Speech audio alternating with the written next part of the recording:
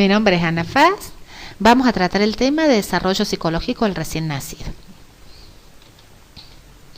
El recién nacido nace con sistemas para recibir información que implican las capacidades sensoriales básicas, como las capacidades visuales, auditivas, táctiles, olfativas.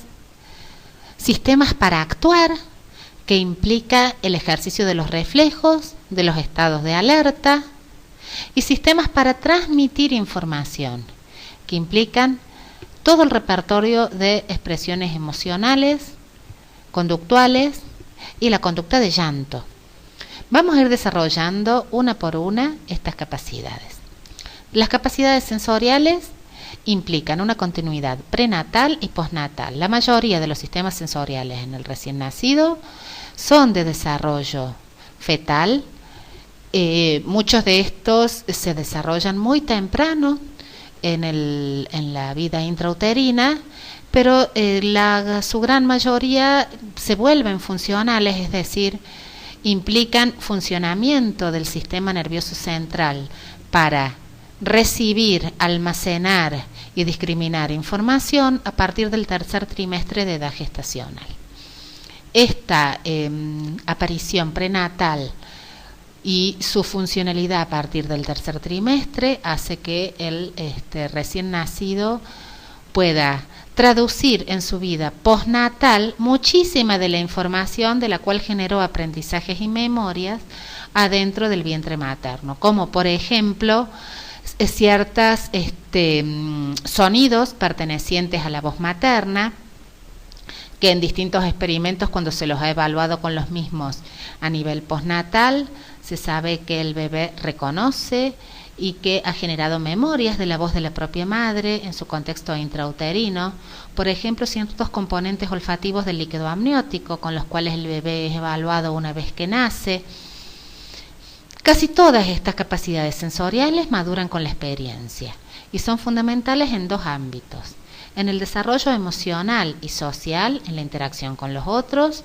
Sobre todo los recién nacidos despliegan muchísimo en el desarrollo, en las primeras interacciones con otros, todo lo que tiene que ver con su sistema olfativo, con su sistema táctil, todavía no el sistema visual.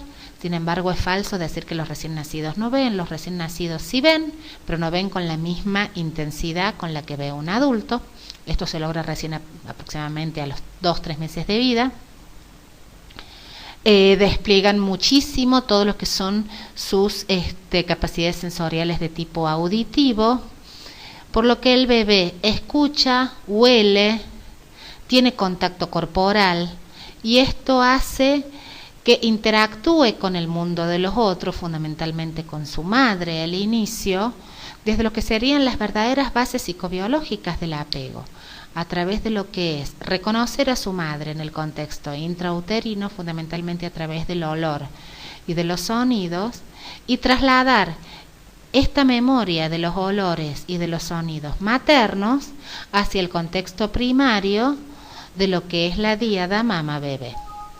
Y también estas capacidades sensoriales son fundamentales en el desarrollo cognitivo, porque la principal adquisición de información del bebé de su mundo externo es a través de oír, tocar, oler, etc.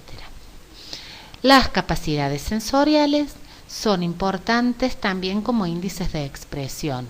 Mucho de lo que el bebé nos lo dice a través de cómo puede expresar el conocimiento de su mundo externo a partir de distintas capacidades sensoriales. Vamos a ver cómo se desarrolla cada una de ellas.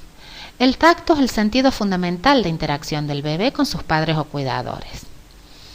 Aproximadamente a la 8ª semana de edad gestacional se data la aparición del tacto, por lo que entonces es de aparición prenatal, está muy desarrollado al nacer. La interacción táctil ayuda al desarrollo físico temprano, por ejemplo en los niños prematuros. Todos los programas de la mamá canguro se basan en esta interacción táctil muy temprana y la percepción del bebé de todos estos contactos tan táctiles. Y también ayuda al desarrollo emocional. Dentro de lo que son las primeras conductas de apego, todo lo que es la interacción táctil tiene una importancia fundamental.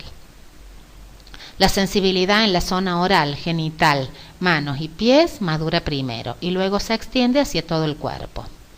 La reacción a los cambios de temperatura aparece prenatalmente, respondiendo el bebé más a temperaturas frías que a las calientes. El recién nacido es sensible al dolor y puede discriminar diferentes formas de tacto. Esto generó una revolución en la neonatología, porque durante mucho tiempo se pensó que como todavía las fibras que transmitían la información dolorosa no estaban totalmente mielinizadas, el recién nacido era insensible al dolor, y esto avalaba procedimientos invasivos en los prematuros, que cuando se descubrió que efectivamente generaban dolor, se les puso un freno. Mucho de la evaluación del dolor en los recién nacidos se ha realizado, por ejemplo, a partir de lo que es la observación de las reacciones faciales, a donde las reacciones faciales se han dividido en aquellas que resultan aversivas y apetitivas, y se ha demostrado que cuando el recién nacido prematuro, a donde las vías del dolor no están totalmente mielinizadas, las reacciones faciales de procedimientos dolorosos ya son compatibles con un procedimiento de tales características. El gusto y el olfato, lo que implica los sentidos químicos, son de aparición prenatal, están maduros al nacimiento, igual que el tacto. Los neonatos distinguen dulce, salado, amargo o ácido. Al comienzo prefieren los sabores dulces. Posiblemente, aquí giran hipótesis en relación a la preprogramación, posiblemente prefieran los sabores dulces, posiblemente porque esto les ayuda a aceptar la leche materna. El calostro, la primera leche materna, es muy dulce. Distinguen olores agradables y desagradables. Se han hecho los experimentos, los estudios de Steiner, por ejemplo, con las reacciones faciales del bebé, distinguiendo olores agradables y desagradables, a donde bebés que no han tenido contacto con lo que es un olor agradable o desagradable y en los primeros minutos de vida son expuestos a estímulos de estas características, ya expresan reacciones faciales compatibles con lo agradable o lo desagradable de la misma manera que lo hace un adulto. Esto lleva a pensar en las hipótesis de cierta cuestión innata en lo que son las expresiones emocionales para lo apetitivo y lo aversivo, o para lo placentero y displacentero, que sería fundamental y adaptativo para el organismo. Las respuestas de los recién nacidos al olor son muy similares a las de los adultos, lo cual sugiere que algunas preferencias son innatas, como veníamos diciendo antes. Dentro de lo que son las reacciones faciales propias de lo agradable, está la relajación de la porción inferior del rostro, simulando una sonrisa, la succión, los lengüeteos.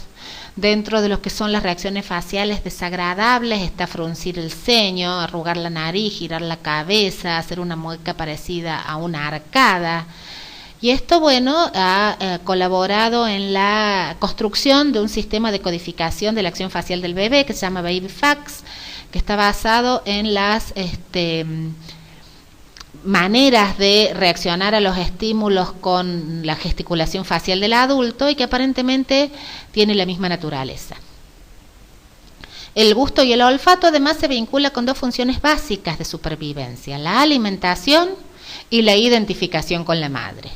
Los recién nacidos, la primera orientación del recién nacido con el pezón materno, la primera vez que el recién nacido identifica el pecho materno, esos cabeceos típicos que vemos en el recién nacido para encontrar la teta de la madre, están orientadas por el olfato.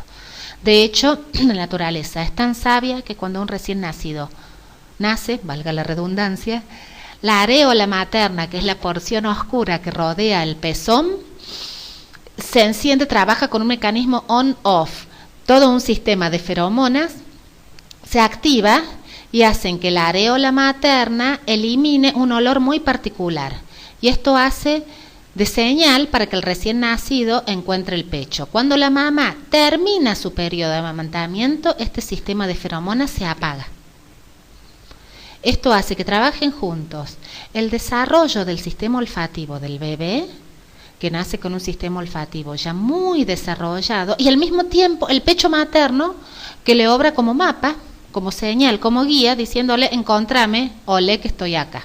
Los recién nacidos prefieren los olores lácteos y de secreciones maternas frente a cualquier otro olor, y en esto también las hipótesis de la memoria fetal de los olores maternos están fuertemente sostenidas. El recién nacido procesa los olores de las claves sensoriales del líquido amniótico materno, y esto le ayuda para reconocer el olor de su propia madre una vez que nace, y son las verdaderas bases de lo que se llama el apego psicobiológico, que después se traslada a toda la función del apego en relación al vínculo madre-hijo. El oído también es de aparición prenatal, está completamente desarrollado al nacimiento. Los recién nacidos prefieren los sonidos complejos y agudos, la voz humana frente a los tonos puros y graves. Muchas de las hipótesis del maternez y de por qué les hablamos así a los niños pequeños están basadas en esto, en de que hay una suerte de preprogramación del bebé en relación a preferir los sonidos agudos, y entonces los adultos, sin saber muy bien por qué, les hablamos a los bebés en agudo. Pueden distinguir los bebés una variedad de sonidos vocales humanos.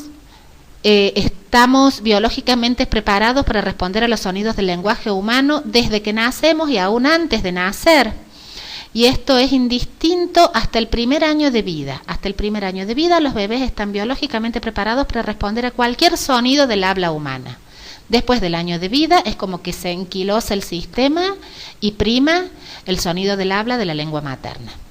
Por lo que entonces los bebés que nacen criados en una lengua materna, con una cultura diferente, antes del año de vida pueden escuchar y aprender los sonidos de ambos lenguajes de manera indistinta. Pero a partir del año de vida ya aparentemente el sistema cierra y es la lengua materna la que tiene preeminencia. Los bebés prefieren su propia lengua frente a otras lenguas y la voz materna frente a otras voces, la que reconocen y distinguen claramente. Un experimento muy famoso expuso a bebés en el último mes de gestación, es decir, del octavo al noveno mes, a una rima dicha por su propia madre 3 veces por día. La rima decía: 3 lobitos tenía la loba, 3 lobitos detrás de la escoba, y la madre repetía esto varias veces. Una vez que los bebés nacían, con un auricular les hacían escuchar a los bebés en voz materna filtrada, porque en el útero materno la voz se filtra aproximadamente 20 decibeles, les hacían escuchar la rima en voz materna filtrada, dicha por su propia madre, la misma rima dicha por otra madre, u otra rima dicha por su propia madre. Y a través de la respuesta de succión, de aceleraciones y desaceleraciones del ritmo cardíaco y de la respuesta de orientación y atención, veían que preferían los bebés. Por supuesto que se encontró que los bebés tendían a preferir la rima dicha por su propia madre y escuchada en el contexto prenatal, lo cual apoya las hipótesis de que los bebés generan memorias de aquella estimulación sensorial adquirida en el contexto prenatal. Esto colabora con el aprendizaje del lenguaje y esto colabora con el vínculo de apego posterior mamá-bebé, lo mismo que ocurre con el olfato. ¿Qué ocurre con la vista? Los recién nacidos ven al nacer, pero es el sentido menos maduro en comparación con los otros. No enfocan los objetos bien, su agudeza visual es limitada, les cuesta discriminar lo lejos de lo que está cerca. Sin embargo, la evolución y maduración de la vista es rápida. A los 3 meses ya enfocan objetos igual que los adultos y a los 2 años su visión ya es tan perfecta como la de los adultos. En menores de 2 meses, en general responden a las partes separadas de un modelo. Por ejemplo, si se les enseña un triángulo o una cara humana, miran los contornos o las partes donde hay más contraste. Pero a partir de los 2 meses, ya llevan a cabo una visión en conjunto de los contrastes del triángulo o de los rasgos internos complejos de la cara humana, a la vez que el contorno. El recién nacido actúa a través de los reflejos. Al principio su primer sistema para actuar es el sistema de los reflejos, que después se transforma en comportamientos aprendidos, pero los reflejos en un inicio son conductas simplemente innatas, automáticas, que responden a determinada estimulación y que implican patrones organizados con valor adaptativo. Nadie sabe muy bien para qué sirven los reflejos. Aparentemente sirven para preprogramar conductas aprendidas posteriores y que tienden una función adaptativa posterior. Hay reflejos primitivos que se relacionan con las necesidades instintivas de supervivencia y protección, como el de succión, el de búsqueda o el de moro. Los reflejos posturales, que se relacionan con cambios de posición o equilibrio, como el de paracaídas o el tónico asimétrico del cuello. Los reflejos locomotores, que simulan movimientos voluntarios y aparentemente preparan el camino para sus equivalentes voluntarios posteriores, como la marcha y la natación. Nadie sabe muy bien por qué a un recién nacido se lo apoya la planta del pie en una superficie plana y tiene reflejo de marcha, y después la marcha, ese reflejo desaparece para volver a aparecer recién al año y medio, 2 años de vida. Aparentemente estos reflejos tienen una función adaptativa que preparan conductas más complejas posteriores. La mayoría de los reflejos iniciales desaparece a los 6 meses debido a un incremento del control voluntario sobre la conducta a medida que el cerebro madura, persistiendo los que desempeñan funciones de protección como parpadeo, bostezo, estornudo, pupilar, etcétera, que no desaparecen nunca. Los 3 reflejos de mayor valor psicológico para el bebé son el reflejo de prehensión, el reflejo de succión y el reflejo de orientación. El bebé también responde en un estado de alerta determinado. Prechtl ha desarrollado bastante los estados de alerta del bebé. Brazelton también ha desarrollado bastante los estados de alerta del bebé. Los estados de alerta implican estados de vigilia o estado de somnolencia que lo ponen en un estado, en una situación particular para responder a los estímulos. En general, cuando se estimula a un bebé y se evalúa su conducta, se busca que esté en un estado de alerta tranquilo. Los bebés saludables pasan de manera paulatina de un estado de sueño a un estado de alerta. Los bebés que tienen algún tipo de alteración, así como tienen alterados sus reflejos, también alteran la secuencia paulatina y elegante del paso de un estado de vigilia a un estado de sueño. Suelen ser pasos abruptos, suelen ser estados muy irregulares, suelen no regular bien los estados de sueño y vigilia. Los estados en general son sueño regular e irregular, somnolencia, inactividad alerta y llanto y vigilia. Estos estados se discriminan en función de la posición de los ojos y de si está presente los movimientos oculares rápidos o no, que son los que están presentes cuando soñamos. Cuando están presentes los movimientos oculares rápidos, puede haber algún movimiento, puede haber respiración irregular y puede haber cierta excitabilidad motora en respuesta a estímulos. Los estados de somnolencia implica un bebé ligeramente activo que puede responder a algún tipo de estimulación externa. El estado de inactividad alerta implica una respiración regular con ojos abiertos, es el estado para la estimulación óptima. El estado de llanto y vigilia ya implica gran actividad, a donde los estímulos externos pueden producir de mucha actividad a hiperexcitabilidad y llanto. ¿Qué es el llanto? El llanto al principio le sirve al bebé para expandir los pulmones y sobrevivir. Es la única situación en la que el llanto no es con fin comunicacional. Después de que el llanto sirvió para que el bebé sobreviva, a partir de ahí todo llanto es comunicación. Todo lo que el bebé haga en relación al llanto, en relación a las variaciones de intensidad, en relación a las situaciones en las cuales llora, en relación al tipo de frecuencia y a los decibeles que tiene la característica sonora del llanto, es llanto comunicacional. Por lo tanto, lo que se sostiene en psicología es que la primera actividad de comunicación del bebé, después de que sobrevivió con el llanto, es el llanto con fin comunicativo. Según Wolf, hay 4 tipos de llantos. El llanto básico o regular asociado al hambre, pero también el llanto de cólera, también el llanto de dolor, también el llanto de atención, que aparece a las 3 semanas y que sirve para atraer la atención del cuidado y con el cual los bebés comienzan a controlar su entorno social. Todos estos llantos tienen frecuencias diferentes, tienen longitudes diferentes y si se los graba y se los registra, implican registros diferentes. Aparentemente también hay algo en el llanto de los bebés que preparan al adulto en lo que se llama arousal o conducta de preparación para la acción de manera particular. Genera en el adulto sentimientos fuertes de excitación fisiológica, como el ritmo cardíaco. El llanto del bebé nos excita mucho, nos pone muy incómodos, nos prepara para la acción y muchos teóricos dicen que probablemente haya un efecto programado en los adultos de la especie para responder de manera innata al llanto del bebé y por lo tanto asegurar la progenie.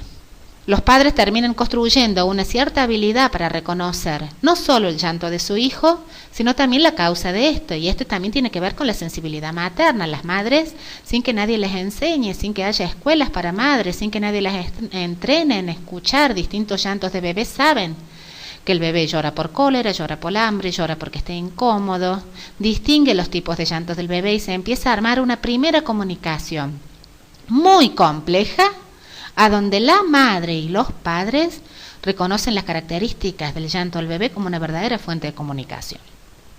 Los bebés también tienen una reactividad facial particular que utilizan como índice de expresión en respuesta a estímulos. Algo dijimos de esto, los bebés responden parecido a como responden los adultos a lo que les resulta agradable o desagradable, a lo que les resulta apetitivo o les resulta aversivo. En esto se han hecho estudios de psicología comparada, donde se ha visto cómo responden a lo apetitivo o lo aversivo crías de rata, crías de mono y crías de humano, que se llaman bebés. Y allí se ha visto que ambos tipos de crías, los tres en realidad, las tres crías de mamíferos responden de manera similar a lo que les resulta apetitivo o aversivo, lo cual apoya ciertos componentes innatos que aparentemente aseguran la sobrevivencia del organismo a lo que es desagradable o a lo que es agradable. El bebé después a esto lo modula y lo utiliza como un verdadero comportamiento comunicacional no verbal y de orden facial en respuesta a los estímulos. Los bebés pueden aprender y generar memorias en relación a su contexto inmediato perinatal, pero también esto, como dijimos antes, lo vienen desarrollando desde su contexto fetal. Verdaderos experimentos de condicionamiento clásico se han desarrollado en bebés que implican presentar un estímulo neutro que se vuelve condicionado y que se asocia con un estímulo efectivo en cuanto a la elicitación de una respuesta observable, lo que sería un estímulo incondicionado. Después de una serie de presentaciones donde los estímulos se aparean, es decir, se asocian, el estímulo neutro comienza a elicitar respuestas de orden condicionado. Por ejemplo, se ha demostrado succión condicionada a un tono. Se ha demostrado retracción condicionada del pie frente a un timbre. Los bebés no tienen por qué hacer una respuesta de retirada del pie cuando escuchan un timbre. En todo caso, hacen una respuesta de retirada del pie frente a un estímulo, por ejemplo, nociceptivo. Cuando el estímulo nociceptivo se asocia al timbre, el estímulo nociceptivo se retira, se presenta solo el timbre y el bebé retrae el pie. Esto es aprendizaje condicionado, esto es condicionamiento clásico y estos bebés recién nacidos ya lo aprenden a realizar. Cuando hablé de la respuesta dolorosa en los bebés, de los experimentos que habían demostrado que los recién nacidos prematuros responden al dolor a través del sistema de codificación de acción facial, aunque no estén totalmente mielinizadas las vías, lo que se observó fue que cuando, por ejemplo, a los bebés se les sacaba sangre del talón, hay un procedimiento previo que implica limpiar con un algodón la zona y después pinchar. Los bebés hacían todo el repertorio de conductas faciales aversivas, fruncir el ceño, arrugar la nariz, abrir verticalmente la boca como en una señal de arcada, que significa como sacarse de adentro algo que no les gusta. Todo el repertorio de conductas aversivas cuando se les ponía el algodoncito con alcohol y todavía no los habían pinchado. ¿Qué es esto?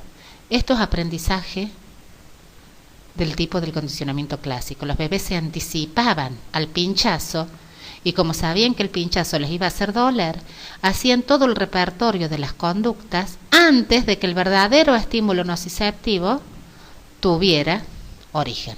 El condicionamiento instrumental implica básicamente que los bebés emiten una conducta en función de un tipo de reforzador. Se ha demostrado succión no nutritiva reforzada con estimulación auditiva materna y no materna, y se ha demostrado también que los bebés son capaces de habituarse y sensitizarse a estímulos de diversas modalidades sensoriales. La habituación implica dejar de responder a un estímulo que se presenta de manera repetida. La sensitización implica volver a responder cuando el estímulo se cambia por otro diferente en calidad o intensidad. Esto no es aprendizaje de tipo asociativo, como el condicionamiento clásico o el condicionamiento operante o instrumental. Implica aprendizaje de tipo no asociativo, pero que también actúa modificando el cerebro y no no implica adaptación del receptor sensorial o no implica fatiga motora. El bebé se habitúa porque efectivamente hay un proceso a nivel central que implica modificación neuronal. Ejemplos de esto son habituación, estimulación vibroacústica en fetos. A los fetos se los estimulaba con un cepillo de dientes arriba de la panza materna y esto generaba estimulación vibroacústica para el feto, a donde lo que se tomaba como variable dependiente era la duración del comportamiento motor. Y lo que se veía era que el feto al principio se agitaba, respondía a la estimulación vibroacústica, y a medida que esto se repetía iba dejando de responder. Se ha observado habituación visual en recién nacidos de pocos meses, presentando de manera repetida estímulos visuales, habituación olfativa en bebés que son estimulados con olor, por ejemplo, olores inocuos como olor de limón, olor de vainilla, donde presentando de manera repetida estos olores los bebés van dejando de responder, considerando variables dependientes como ritmo cardíaco, ritmo respiratorio, duración de los comportamientos globales, etcétera, etcétera. Todo esto nos posiciona en una postura de un bebé competente que nace altamente equipado, con un repertorio de sistemas sensoriales que le ayudan para explorar el mundo exterior y que a su vez también actúan como coadyuvantes de lo que es su primer entorno fundante y primario para el psiquismo saludable, es decir, la relación con su madre.